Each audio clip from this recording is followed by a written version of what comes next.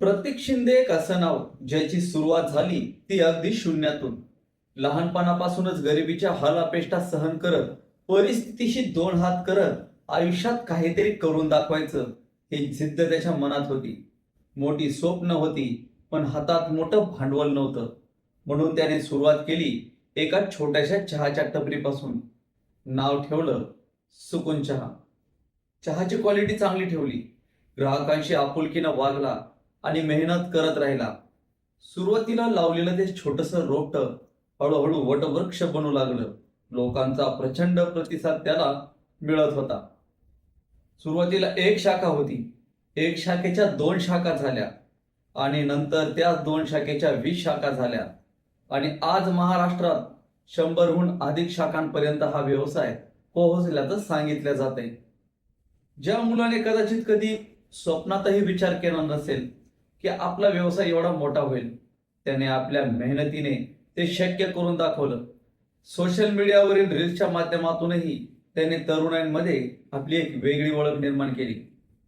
पण ज्या प्रसिद्धीनं त्याला उंची दिली, त्याच प्रसिद्धीच्या काळात त्याच्यावर गंभीर आरोप झाले. कास पठारावर त्याने गाडी पलटी केल्याच्या घटनेनंतर त्याच्याबद्दल मोठी चर्चा झाली आणि त्यानंतर समोर आली आणखी गंभीर घटना. युट्यूबर चेतन याचं अपहरण करून त्याला मारहाण केल्याचा आरोप प्रतीक शिंदे आणि त्याच्या साथीदारांवर करण्यात आला.